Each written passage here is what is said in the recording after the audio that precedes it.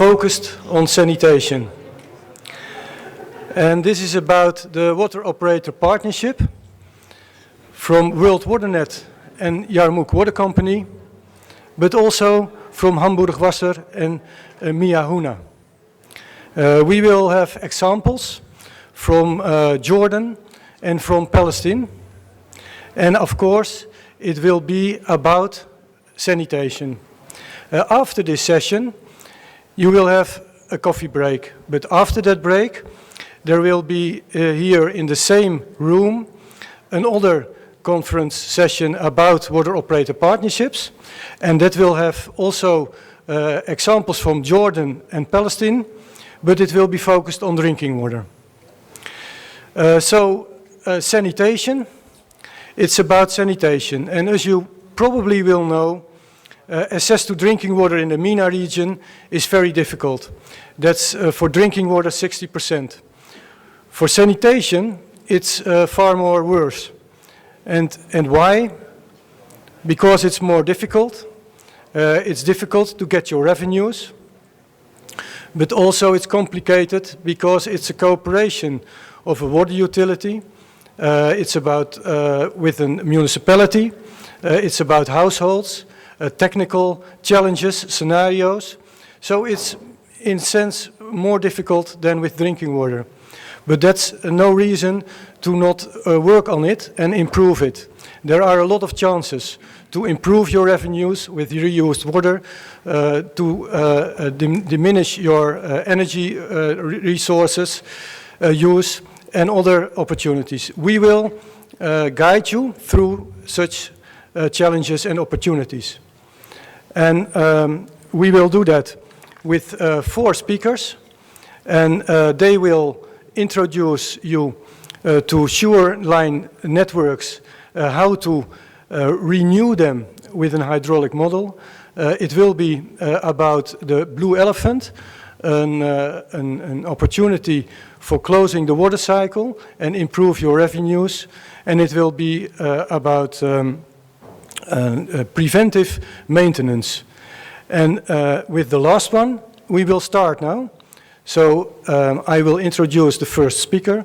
We will have the 4 sessions after each other, and then we will have our time for questions and answers. So please, I will invite Mr. Hamza Al-Hajjak. He is from World WaterNet, but working for Jarmouk Water Company. Hamza has studied electrical engineering assistant at Al-Baka Applied University Houston College, and he has now 1 year experience in maintenance in the Jarmouk region, Irbid, on cleaning and, well, problem solving in the sewer lines. Hamza, the floor is yours. Assalamu alaikum.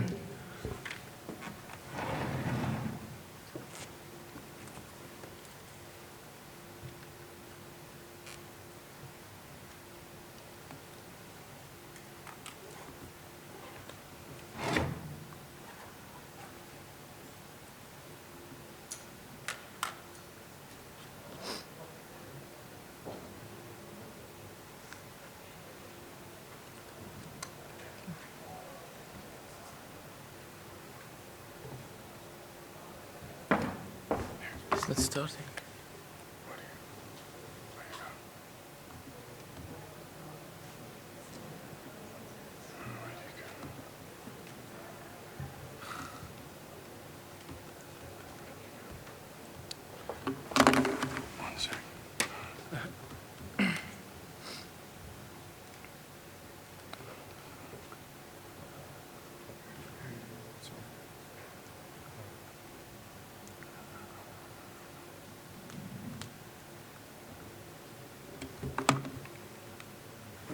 You use this forward, backward.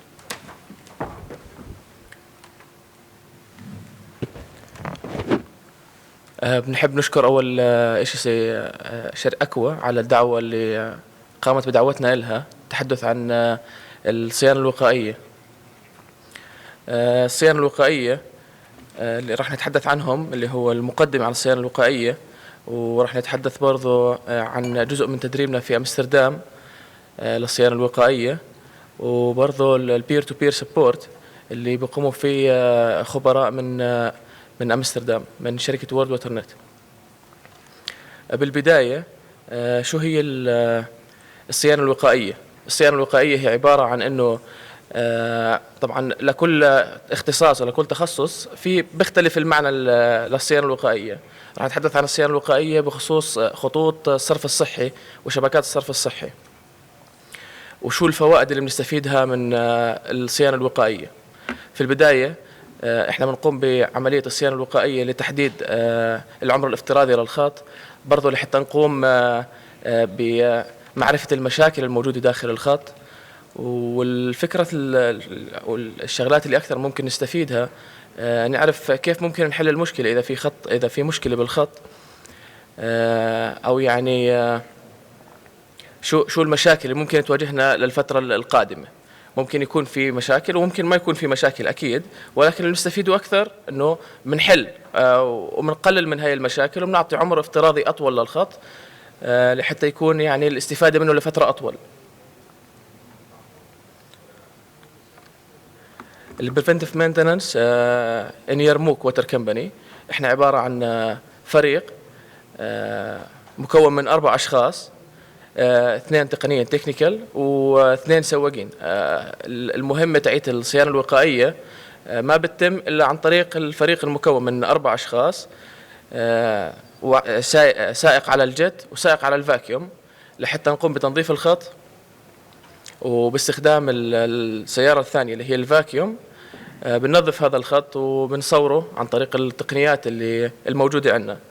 طبعا قبل ما يتم تدريب الفريق اللي موجود في شركة مياه اليرموك كان ما في صيانة وقائية، لأنه ما كان في المعدات الكافية واللازمة لهذا العمل، وبرضه يعني ما كان في البادجت الكافي لهذا الإشي. فتم تزويد هذا الفريق مع المعدات الخاصة لإتمام العمل عن طريق الوورد ووتر نت.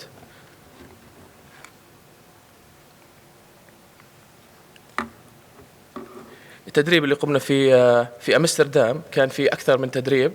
التدريب الأول كان عن الجت والفاكيوم. طبعا الخبراء اللي في هولندا قاموا بتدريبنا على الجت والفاكيوم في أكثر من مكان. إحدى هاي الأماكن اللي هو الشركة الرئيسية نفسها، وبرضه كمان تم التدريب على الصيانة اللي هي الصيانة الأساسية للجت والفاكيوم في الشركات اللي بتتعامل معها وورد ووتر نت والشركات المصنعة لهاي السيارات، مثل شركة اسمها كوكس. بعد هيك كان في تدريب ثاني للكاميرا الهاند كام والنوزل كام، اللي هو التدريب كان للفنيين. أكثر من مرة كان في تدريب في هولندا. المرة الأولى كانت عبارة عن الجت والفاكيوم والهاند كام والنوزل كام. المرة الثانية أو الزيارة الثانية كانت عبارة عن أنه إكمال التدريب للسائقين على الجت والفاكيوم، ولكن التدريب الثاني اللي كان هو في عبارة على روبوت كام. هي عبارة عن تراك فيها روبوت بيمشي داخل خطوط الصرف الصحي، وتم التدرب عليه في المرة الثانية في زيارتنا إلى أمستردام. طبعا بير تو بير سبورت، الشيء أكثر شيء مفيد في هذه الخطة أو هذه المنحة المقدمة من وورد ووتر نت، إنه هو ما كان في مرة واحدة أو تدريب واحد وانتهى الموضوع.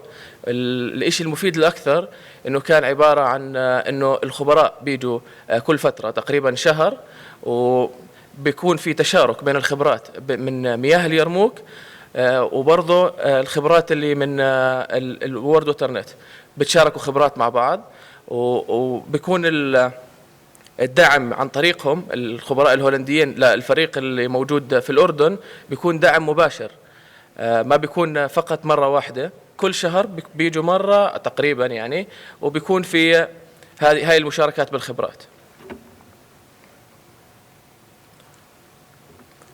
طبعا برضو كان في عبارة عن GIS، هو عبارة عن نظام مش موجود في الوطن العربي حاليا غير بس في إربد. تم تزويده عن طريق وورد ووترنت.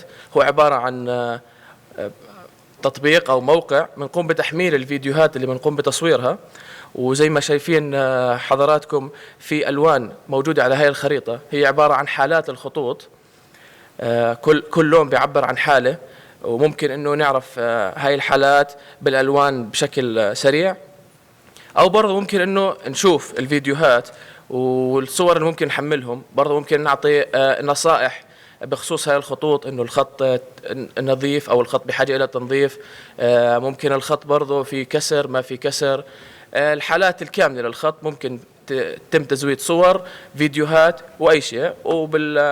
حاليا هذا إحدى الخطوط الموجودة في منطقة إربد، هي من الخطوط المتوسطة.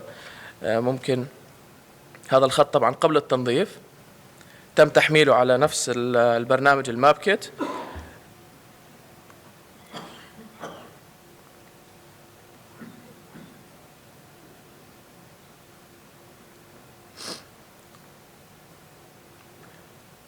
هذه إحدى الأمثلة على الخطوط، وهذا قبل التنظيف.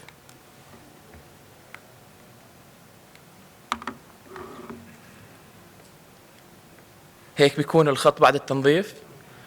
نقدر نعرف العمر الافتراضي كامل للخط، إذا في أي مشاكل كسر تسكير.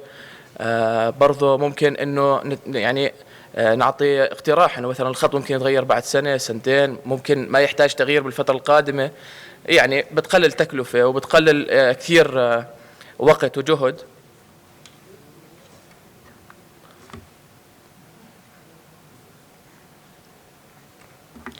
طبعا هذه الفوائد المقدمة من عبارة عن الصيانة الوقائية. الصيانة الوقائية ممكن أو إحنا قدمناه لفريق الفريق الهولندي اللي قدمه لشركة مياه اليرموك.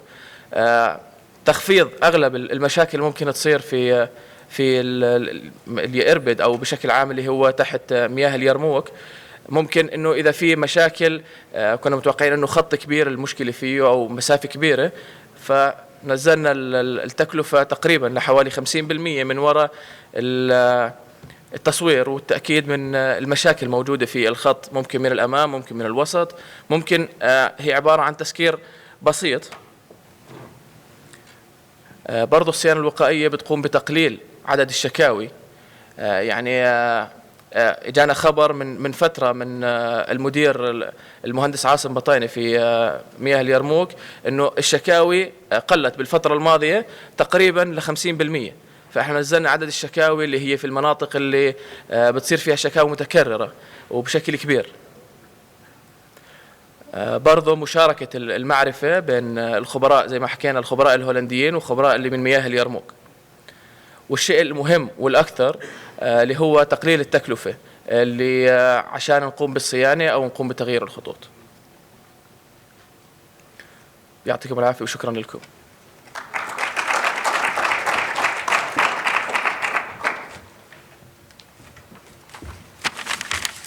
Hamza, thank you very much. Sorry. Thank you very much.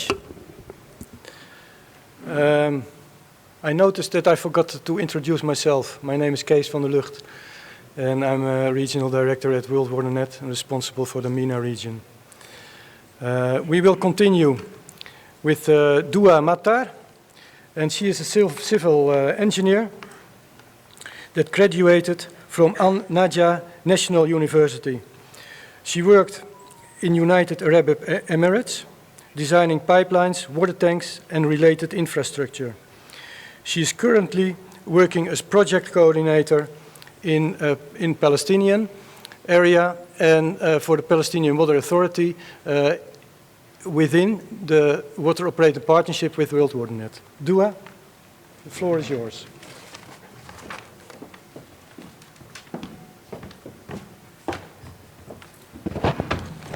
Good morning.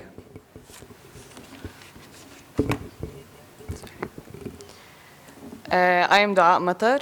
Good sound. Okay.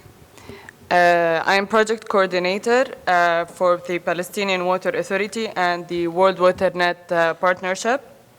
Today I'm going to talk about the decentralized wastewater treatment plant the disconnected, the Blue Elephant. The agenda will be as follows: partnership overview, Blue Elephant as international initiative, Blue Elephant pilot in Palestine, Blue Elephant principles, and finally the financial feasibility and sustainability. This partnership actually between the World Water Net and the Palestinian Water Authority is a long-term water operator partnership started from 2020 and it will extend until 2030. Under this project, we have two main projects, the Water Works for drinking water and the Blue Deal for the wastewater. Under the Blue Deal for wastewater, we have running activities in both areas, Salfit Governorate and North Hebron in the West Bank. One of the activities is GIS development and strategic plans and water quality and integrated water resource management.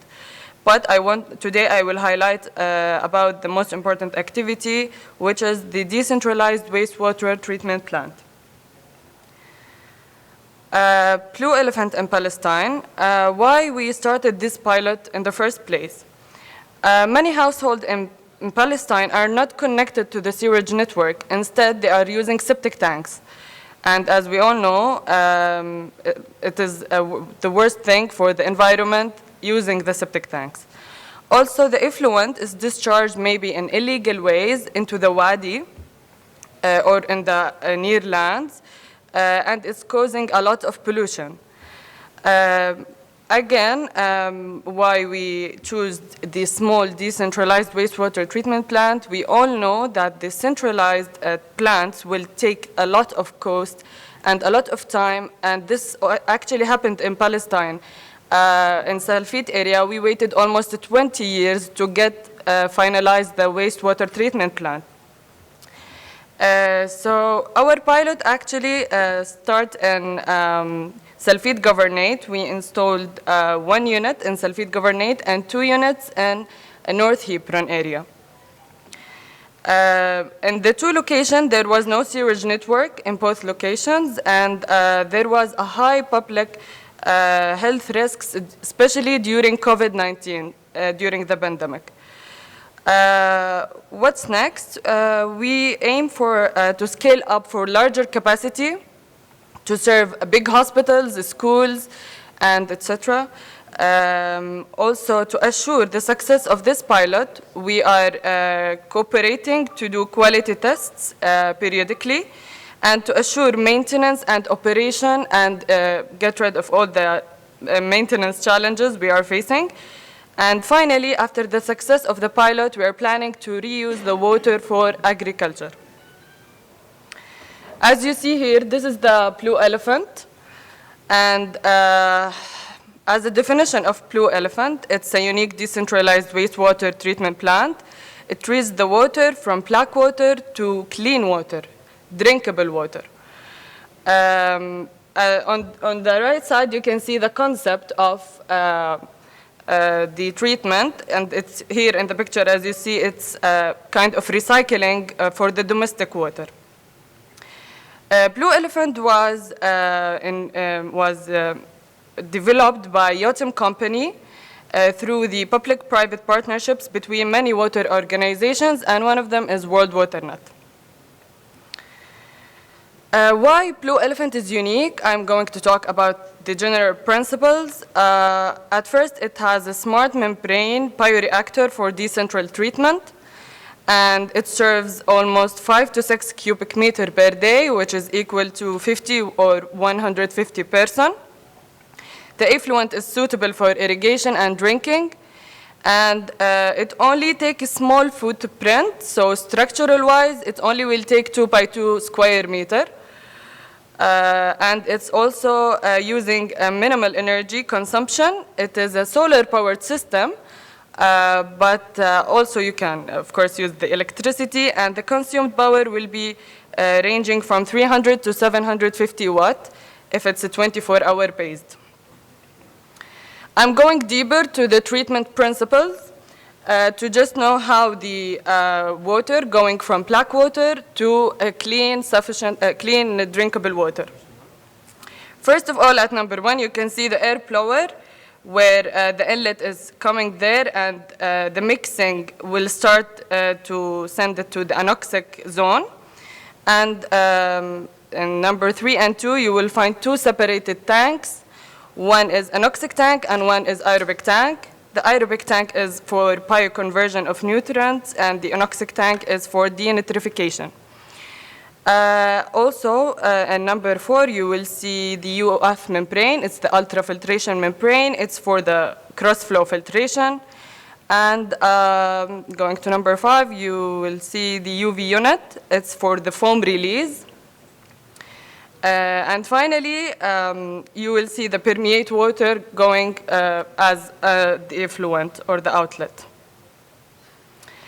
The treatment efficiency, based on the manufacturer percentages, it was estimated that the COD removal will be almost more than 95%, and the nitrogen removal will be more than 90%, and the phosphor removal will be also more than 90%. In our case, we cooperated the World Water Net team with the Palestinian Water Authority laboratory team to do periodic tests. Every 1 week, we take samples with the experts, and we analyze these tests, and we study the change in it. As you see here, there's a sample from samples in December and January. And the results was really nice, and it meets the international standards for COD, BOD, and nitrogen and phosphor. What is the financial feasibility of the Blue Elephant? I'm going to talk about our experiment in North Hebron and how we calculated this small comparison.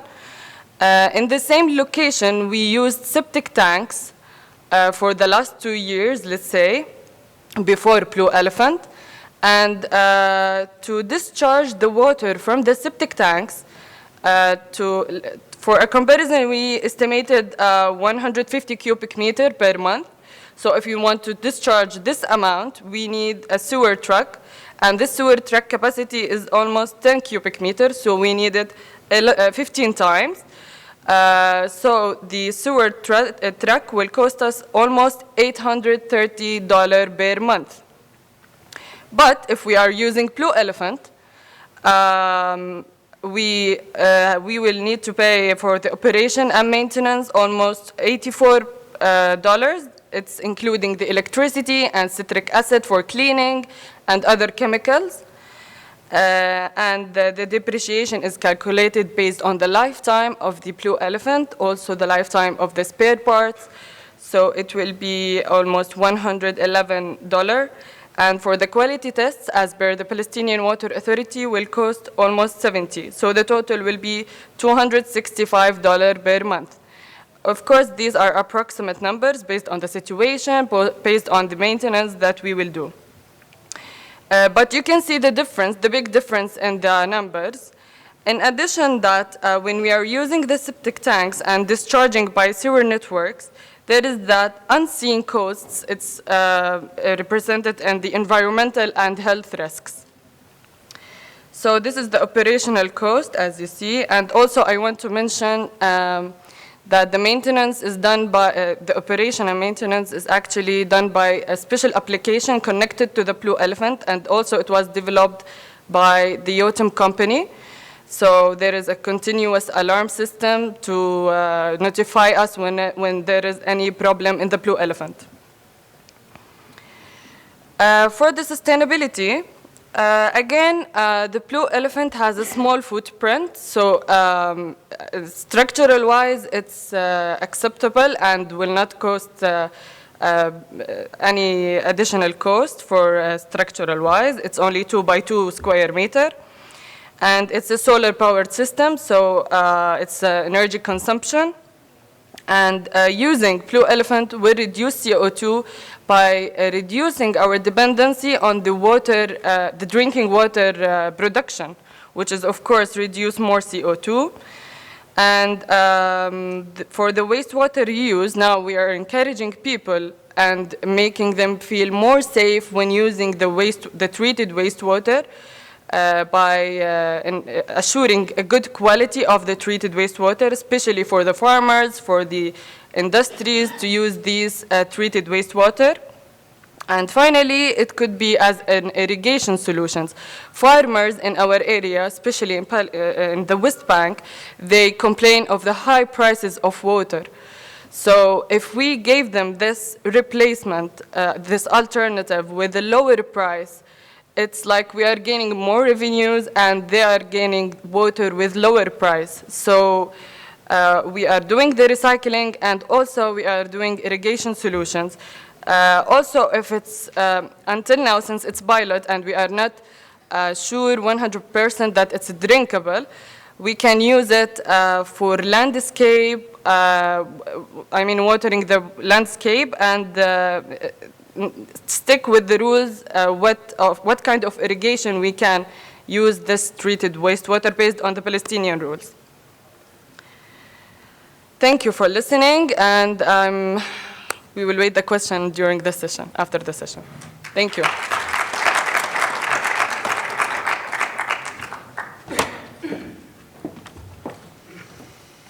Thank you, Dua. And if you're interested, at the back of the room there are some leaflets with more information about Blue Elephant and the cooperations. Now I'm very happy to introduce Idris Hababse from utility Miaouna. He is head of sewage department at Jordan Water Company. And he has a bachelor degree in mechanical engineering from the University of Jordan. He has been working in the water sector for 20 years as operation and maintenance engineer of wastewater treatments and dams. Idris, the floor is yours.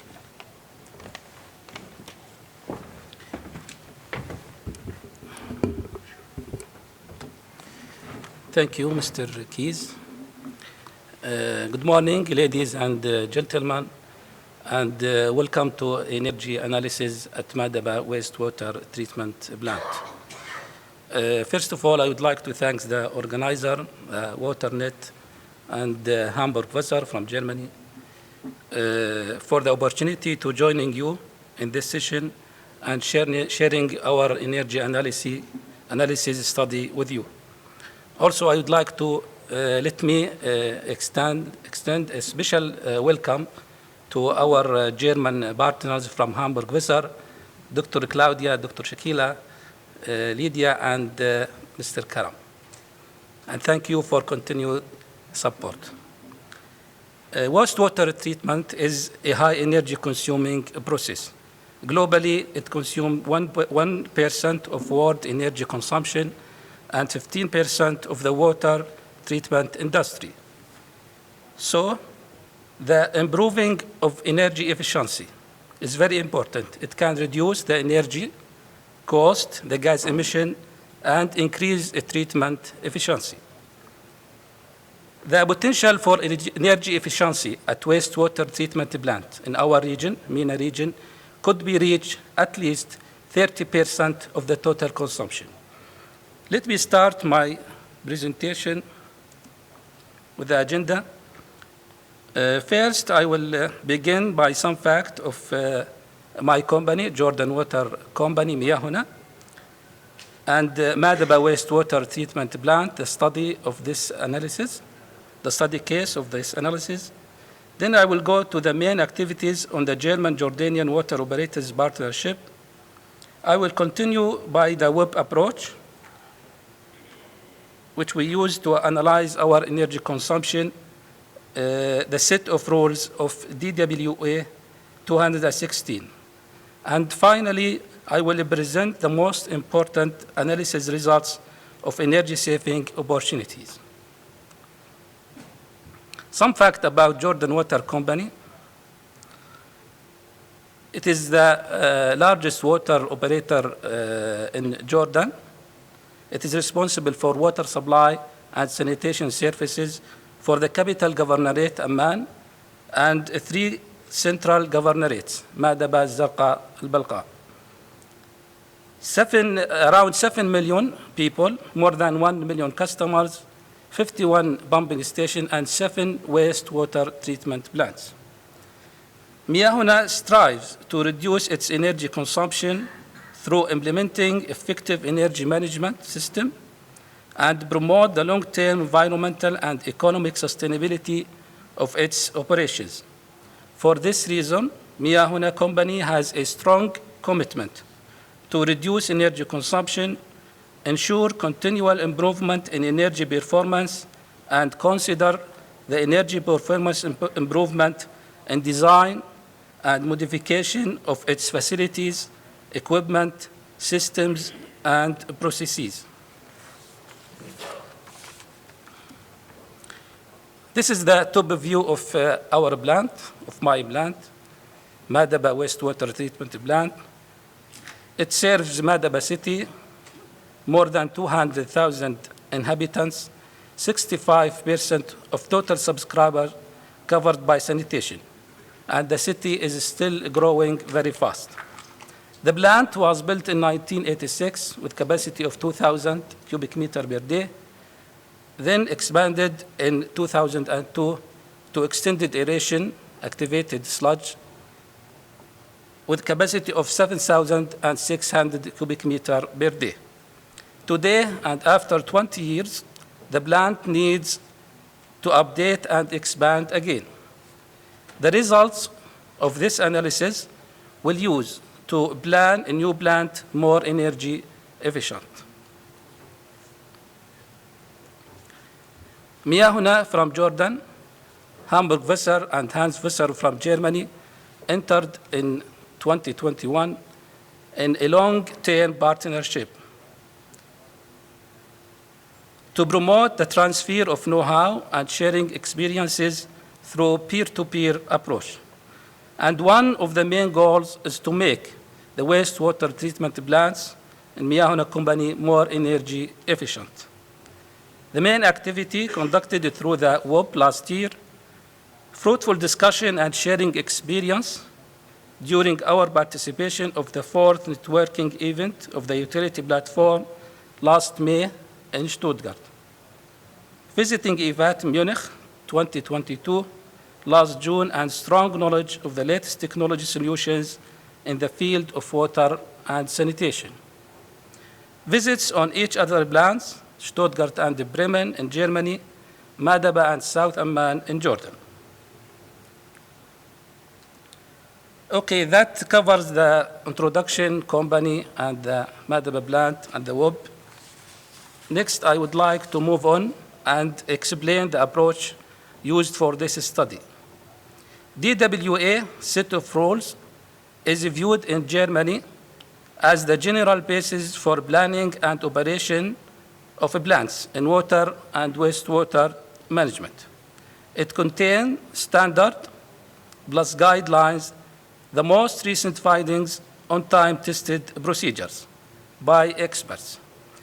The energy check by set of rules is a good tool to monitor energy demand and efficiency by defined specific values. Strong point to formulate concrete work package by comparing our wastewater treatment plants. The set of rules is a good tool to classify the actual energy requirement of a treatment plant and estimate the ideal energy requirement. These rules were used to make a comparison between 4 wastewater treatment plants, South Amman in Jordan and Madaba, also Farg and Seehausen in Germany. This table shows the result of the comparison. The most important one is the last one, which is the specific energy demand. As you see, it is in Madaba, the case study, it is 33.5 kilowatt hour, while it is only 18.3 in Farg. This graph, it is not working, show the specific energy demand consumption comparing to the German wastewater treatment plants. The red line is the benchmark for the Madaba wastewater treatment plant. It is not a bad situation, but need more optimization. The energy analysis contain in this rule assessment of the as-is status, creation of a consumer matrix and energy balance, determination of the plant-related values, evaluation and identification of measures, determination of the saving potential, and finally, formation of a range of measures in order of priority.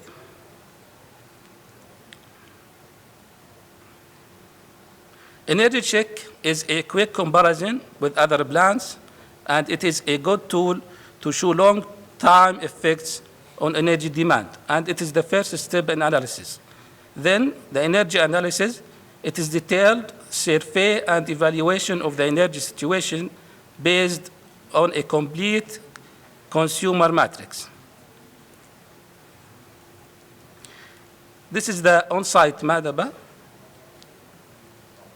This picture shows the measurement during the German expert, Ms. Nina, last October. Every aggregate in the plant is listed, classified, and the nominal value are written down. Also, the current is measured for every running aggregate.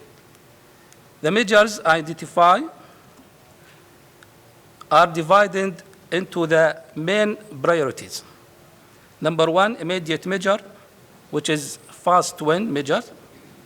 And number two, short-term measures. This is for short-term processing and implementation. And finally, the dependent action, it is only implemented as a part of a new buildings or expansion. The graph here in this slide shows the comparison of expected energy and the real consumption. And it is clear the difference between the ideal consumption and the real consumption. And finally, we show the potential energy saving at the right. The surface aerators have the main percentage effect on the total consumption. The graph on the below shows the energy distribution of our plant. 70% is ideal consumption, 23% can be saved by implementing dependent measures, and 7% by short-term measures. Many energy saving opportunities found at Madaba plant for short-term measures, replacing some aggregates such as anoxic, mixers, and irrigation pumps will save more than 25,000 Jordan dinar per year. For dependent action, a combined mixing and aeration system would be a better usage of the existing basin to avoid the dead zone. It will save about 78,000 Jordan dinar per year. And before we finish, I would like to talk about some experiences from the energy analysis.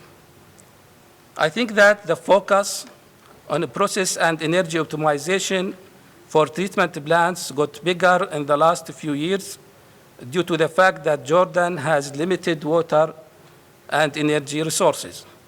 Energy analysis seems to be a useful tool for Miyahuna, and we found good options for energy saving on Madaba plant. What is the next step?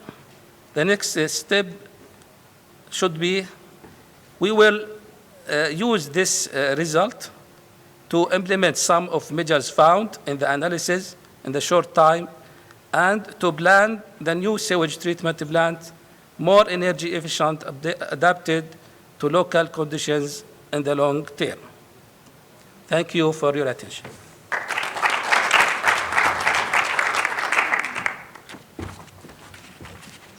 Thank you very much, Idris, and we are looking forward to the results. and looking forward to your presentation about the results of the implementation. Thank you very much. And then we move on to our last speaker.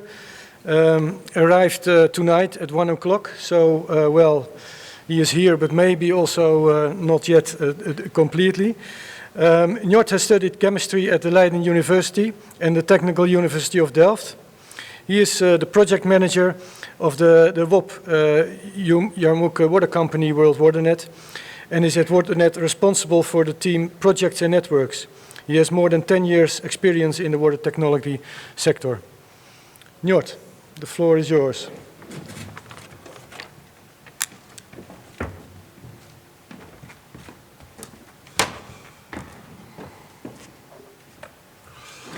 Okay, thank you for this introduction.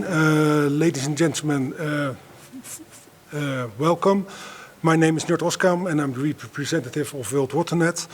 As Kees mentioned, I'm the project manager for this project, and it's a pleasure to inform you today about hydraulic modeling and our progress in the rehabilitation of sewer lines in Central Idbit. But before I guide you through this art of hydraulic modeling, I would like to introduce World WaterNet and also WaterNet, our parent company. To start with WaterNet. WaterNet is a water cycle company that provides all kinds of water services to the capital of the Netherlands, Amsterdam. We serve approximately 1.3 million people every day with fresh water, and we also provide some other services. Besides of drinking water services, we are also responsible for groundwater management, surface water quality and quantity management, wastewater collection, transportation, and of course wastewater treatment for households and the industry in our region. You may recognize this picture, and these are the famous canals that reflect to our history in trading all over the globe. Our water company in some key figures. There are some remarkable elements in this slide. First of all, we operate and maintain more than 4,000 kilometers of wastewater lines, and we are able to achieve a customer satisfaction rate of 88%. Finally, we also have to manage a non-revenue water figure of around 4%. All these activities are done by the parent organization, World WaterNet. And besides of providing these water services to our area, we also support other water companies all over the globe. The World WaterNet approach is to support UN sustainability development goals related to water and to enable other water companies in the world to improve local water systems and also to provide better services to the customers and the stakeholders. That is what we try to achieve every day with a very small team. Actually, World WaterNet has mainly some projects on the African continent, in the Arabic region, and in Asia, all with staff from WaterNet or allied partners. The numbers presented at the top of every box are the number of employees involved and the mandates that we did last year in the second quarter. The lines in the box give an overview of all our departments from WaterNet that are involved. And I'm sorry this is in Dutch, but during the break I'm happy to explain all the different departments in this slide. Now we come to the backbone of the cooperation between World WaterNet and Jarmouk Water Company, the Water Operating Partnership.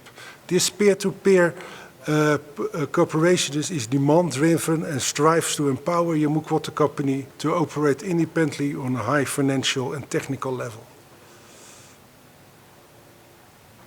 As you probably know, Jarmouk Water Company operates in the north part of Jordan with Irbid as main city.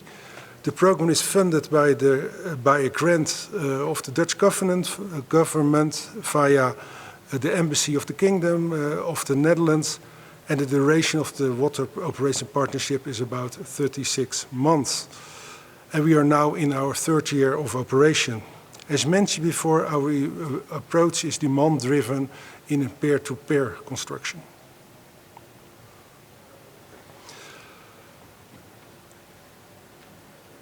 In our project of a water operating partnership, we defined 5 focus areas, like the rehabilitation of the sewer network, of parts of the sewer network of Central Inbert, operation and maintenance of the sewer network, what Hamza presented this morning, asset management, some safety training, and procurement and tendering. These topics are set by the senior management of Yamuk Water Company before the start of our program. Every program needs to have some deliverables, to have some outcomes. And this slide shows some of the big pieces of our outcomes. Again, in the dark boxes, the 5 focus area with some sub-projects and sub-deliverables. And one number of these are rehabilitation, but also training of staff.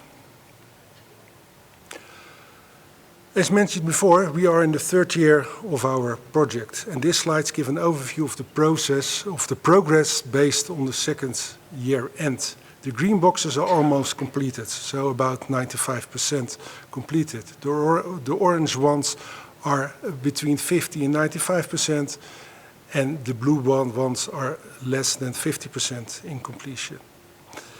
Now it's a good moment to shift to the hydraulic modeling and also to shift to the rehabilitation of some sewer lines. In the last decades, Central Irbid has grown in population. The sewer lines are installed years ago, and due to early mentioned population growth, the aging of the sewer assets, limited maintenance, Yamuk Water Company sometimes face challenges to keep the system running. This results in complaints by customers and severe corrective actions to keep the system running.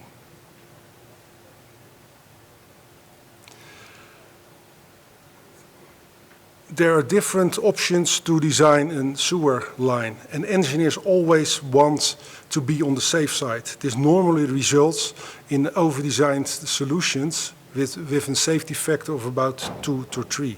The backside of this approach is that the water flow will be too low and there's a chance of sedimentation of mainly sand. This will cause the creation of anaerobic environments in your sewer lines with corrosion of the pipes as a final result.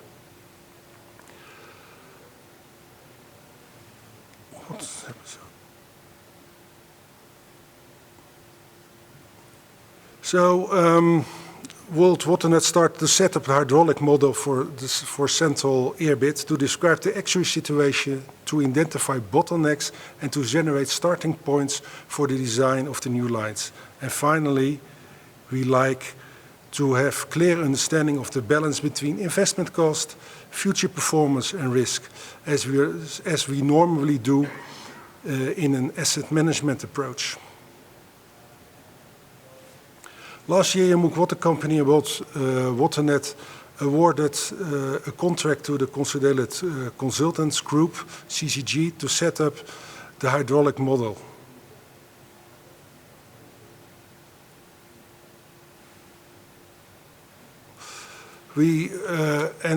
It sounds simple, but we face a lot of challenges. The first thing that we did was we started to bring all information together in the Sewer Gems program. We identify missing information, and we combined the GIS data with field measurements. The data was validated and on the spot based, and we did some extra inspections to make all information available to give a finalized model that was be used for the design of the rehabilitation of the 7 streets. Let us now look at an example. This is the area of Altasoshi Street. I'm still very, very difficult to pronounce his name in the right way, but yes, sometimes we in our group we mention it as Hospital Street for the reason that the specialty hospital is nearby. The first step is the definition of the catchment areas, which houses are connected and which are not. The future water flow was then calculated, and based on the desired velocities in the pipes, an optimum tube diameter was defined. With this result, this aerial picture shows the situation around the street and the design of the new line. The dots in this picture show all the manholes and the segmentation of the sewer line that will be installed. Based on the expected flow, the chosen diameter of the line, the expected velocities are calculated, and these meet the requirements as said before. Less than 0.5 meter per second increase the fouling potential, and more than 3 meters per second results in mechanical damage by erosion. Pictures tell more than 1,000 words. So in this slide you show some construction work of the first line for the replacement. The material of the pipe is high pressure polyethylene, and the manholes are made from concrete, all built in situ in the field. Another example is the area around Umayyad Street and Baghdad Street. What interesting is to see is that the catchment area is not clearly defined, and that probably there are houses in the middle that are sending their wastewater to another direction, to another sewer line. And also here the design solution for the replacement. A long line about 3 to 4 kilometers that transports the water out of town. Where are we now? We stand now at 2/3 of the partnership with Yumuk Water Company. The hydraulic model is completed. CTG made 6 design packages, and actually 5 tender packages are available for the replacement. 1 street is finished, 1 street is contracted, and we assume that the contractor will start his work very soon. 1 tender is on the market, and for selection by the contractor, and the other tenders will be launched soon. The next step is to incorporate the hydraulic model in the Yumuk Water Company for further optimization in the upcoming years. It is always good to reflect on your work and to be honest. We learned something. First, it was a challenge to combine all information. Second, based on the available information, we expect that the model will fit approximately for 70% and not the expected 95% as we said in front. Finally, we experienced that the field measurements were difficult because many manhole covers were overpaved in the past. Now I come to the end of my presentation about the hydraulic modeling and rehabilitation work. Thank you for your attention, and I'm really happy to answer all your questions. Thank you.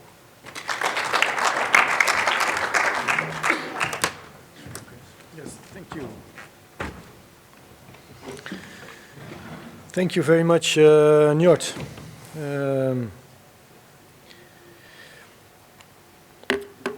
We have been talking about preventive maintenance. We've been talking about blue elephants, energy efficiency, and rehabilitation of sewer networks. This is a picture of, so-called SWOP, sanitation water operator partnerships. And now the floor is yours. Maybe we can be supported with a microphone from the supporting team over there. Sorry? Oh. Is there a microphone for if there is any question? Yes, please. Sorry. Morning. Good morning. I want to ask about the blue elephant, about the waste sludge. How can be discharged? I didn't get any idea about the waste sludge. Thank you. Thank you. Okay, sorry. Your question is about the waste sludge? Again. Okay, I'm a project coordinator. I would be happy to answer your question, but I'm not the technical developer, so I would connect you with Yotam, the developer of this technology. Also, I could connect you with our colleagues in Palestinian Water Authority for more technical questions. Maybe I can add something that the sludge is it's not too much, but it's important, and at this moment it's monitored just as the effluent, and depending on the quality of the sludge, it will be reused, but we don't know yet where it will be possible. So as well, the effluent of the blue elephant as the sludge will be reused. Thank you. Yes. Oh, sorry. Over here on the. Oh, you have the microphone already. Go ahead, please. Okay. Mohammed Faris, desalination expert. Just two couple questions. Engineer Dua, regarding the blue elephants, based on your effluent data, what is the water quality in the feed? The second one, regarding the cost, did you have the cost per cubic meter? Let me continue with the second question for Engineer Idris, regarding the energy efficiency. Comparing to the benchmarking, how much the approximate saving, and also your specific energy, how much now and what will be in the future? Per cubic meter again. Thanks. Okay. As I presented the result, the BOD and COD and the phosphor was actually within the range of the acceptable international standards. It was almost 15 for BOD. What? The inlet. It's only for the domestic now, since it's a pilot. It's a domestic wastewater. We are planning to enlarge it for bigger scale, for medical, and maybe for industrial in the future. If it's okay. For as you see, it's promises more than 95% of treatment for BOD and COD. So it's more than 95%.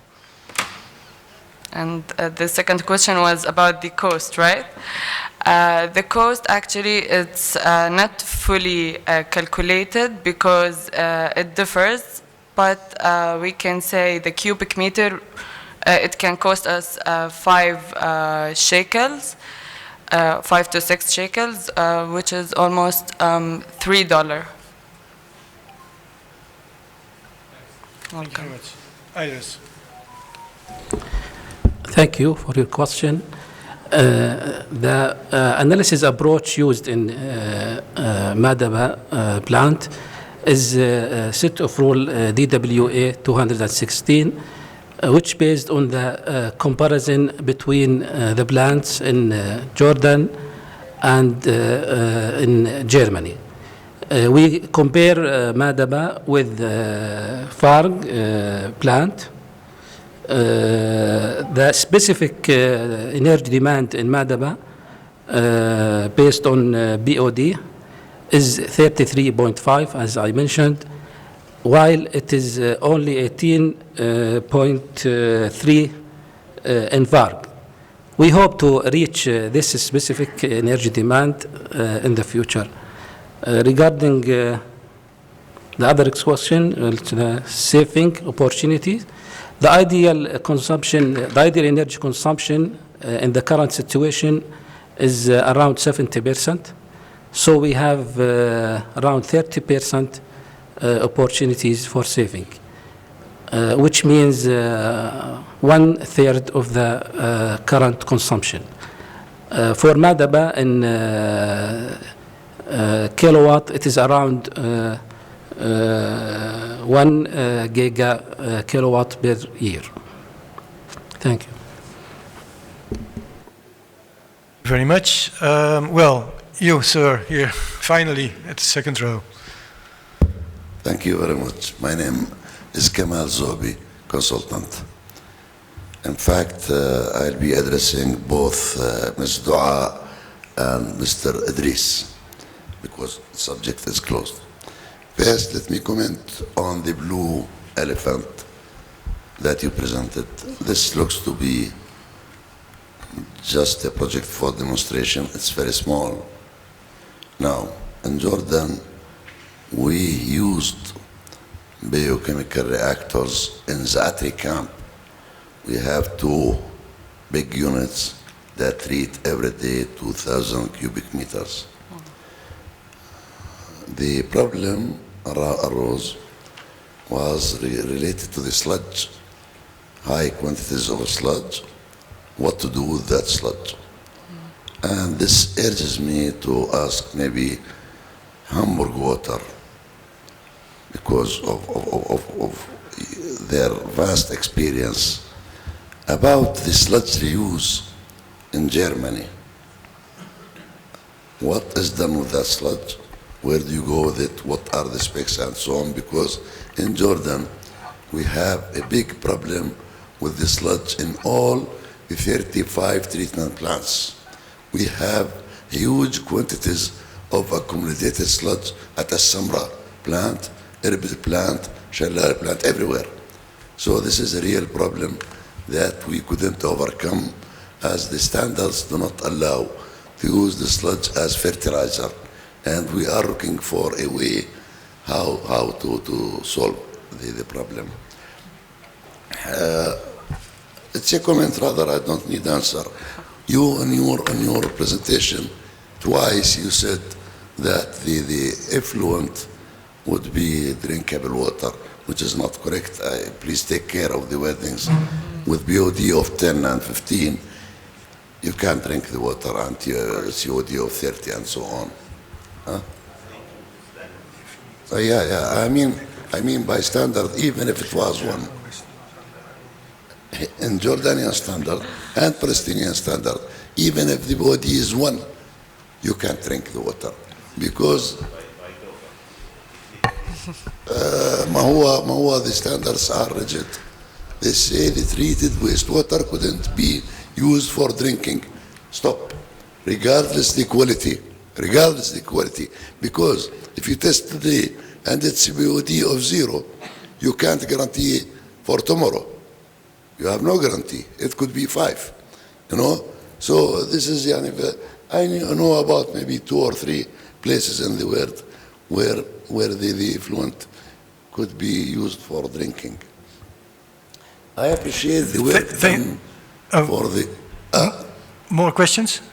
Shall we first answer these questions, please. Then we go further? Please.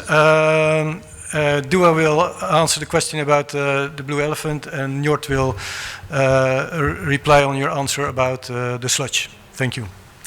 I agree with you that it's not a drinkable meanwhile, because also in Palestine we have restrictions regarding drinking. We will not drink it, of course. That's why we will use it for irrigation as a replacement. But as the technology, when it was first innovated, it was promising that it will be drinkable, and in Netherlands they really drink it. And it was on the international standards again, but it was only for the domestic wastewater. So you are correct. In Palestine, we will not use it for drinking. We will use it only for irrigation based on our laws. And regarding the sludge, this one. So regarding the sludge, the question about sludge. In the Netherlands, we run almost 12 wastewater treatment plants, and we experience that if we are not able to control the sludge age, we see an overgrowing of sludge. So the main question is, are you able to manage the age of your sludge? If you are stretching the age, you see a kind of mineralization in the sludge, and you produce less sludge per kilogram COD of BOD in front. So if you are able, with your technologies or process engineers, to control the sludge age, you are in business to minimize your sludge. What we do on the sludge, we dewater it and then we burn it.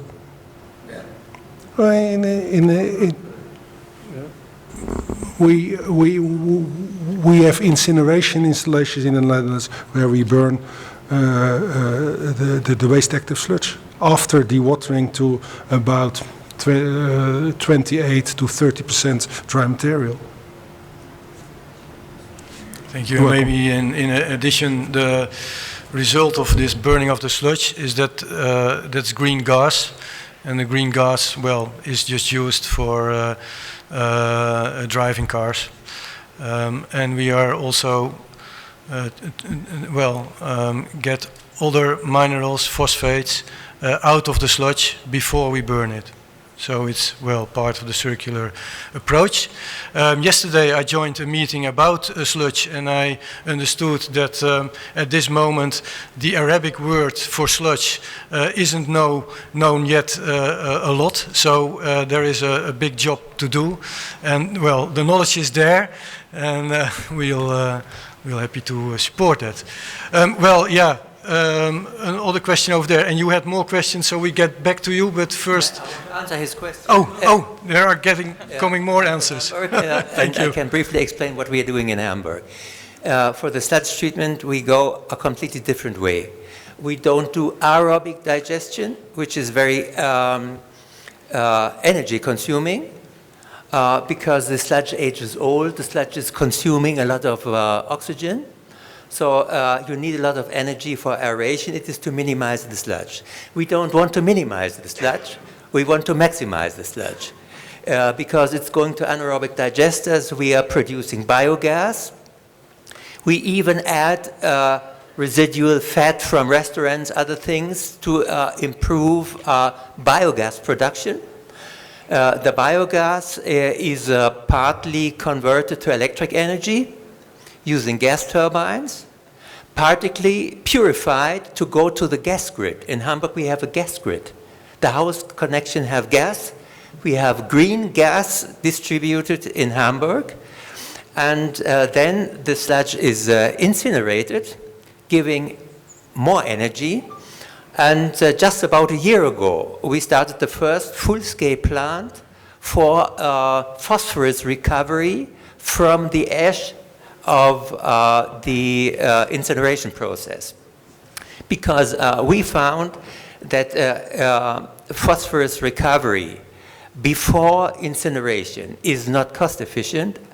Our phosphorus recovery plant it gives good profit, and this is the future also according to the legislation in Germany, that all the big wastewater treatment plants must use phosphorus recovery, and the only really financially good process is recovery from the ash, because there you have concentrated the phosphorus in the ash, you can easily extract it, purify it, and we get a very pure 70% phosphoric acid, which fits wonderfully in the market.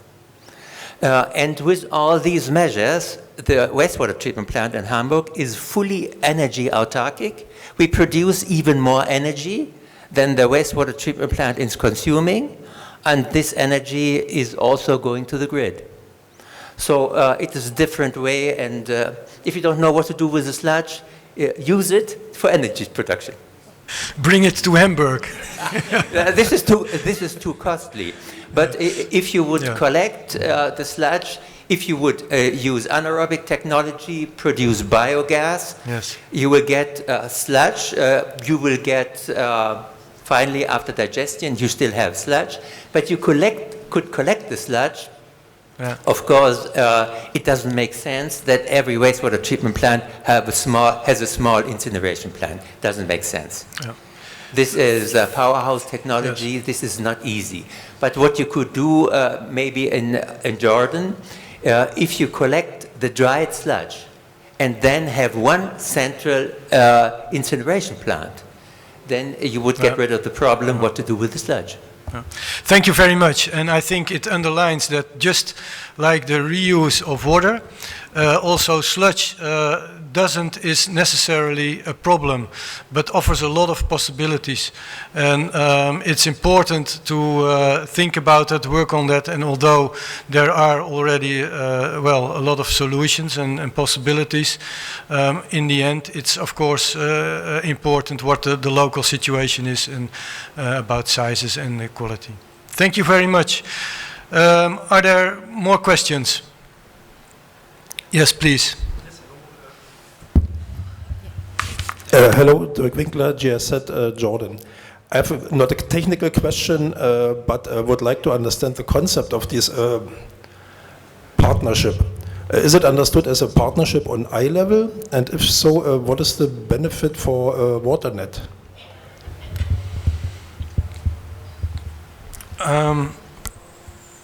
It's indeed, well, the goal is to support each other and learn from each other. It's a knowledge cooperation. What we are doing in a WOP differs a lot. It differs per partnership, and because we are using water cycle experience in Amsterdam, as Njord explained. We are responsible for all the tasks, water quality, drinking water, sanitation, everything. We also can bring that in our partnerships. What's in it for us?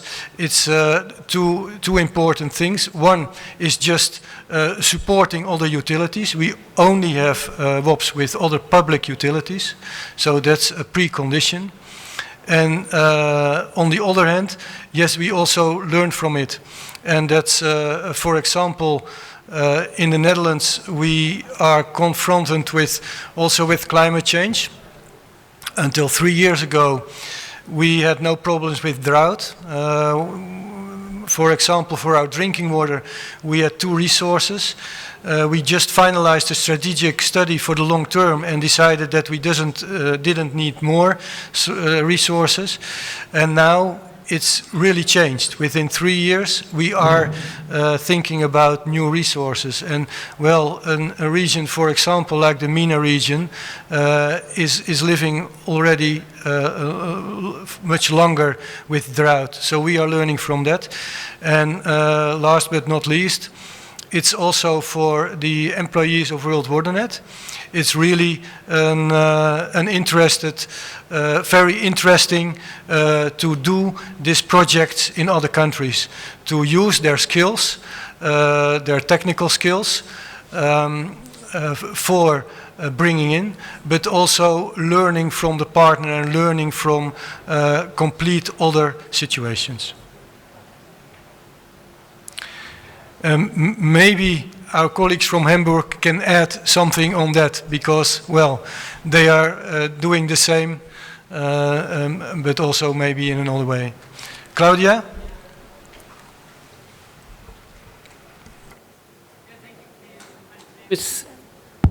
My name is Claudia Wendler and I'm from Hamburg Wasser.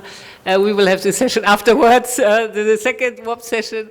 I think, Kees, you nicely explained why German or Dutch utilities are active in water operators partnerships. Maybe just to add to that, what is interesting also in our case, from the city of Hamburg, because our utility is owned by the city of Hamburg, is really asking us, also our owner is asking us to contribute to the Agenda 2030 with our know-how. So that is also maybe an additional argument to that. Thank you very much. Are there still other questions, remarks? No. Yeah, looking at the watch, it's time for tea and coffee, I think. Oh, well, maybe 1 second.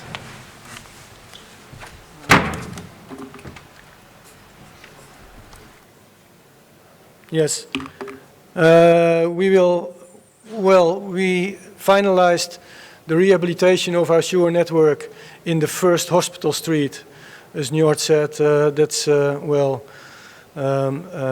that's finalized just shortly, and milestones are there to be celebrated, so that we will do after this conference day. If you are interested, please approach me or our team members, Pepijn or Ayman. And further, thank you very much for your attention. Thank you, speakers. And I hope you enjoy the rest of the day and your coffee and tea.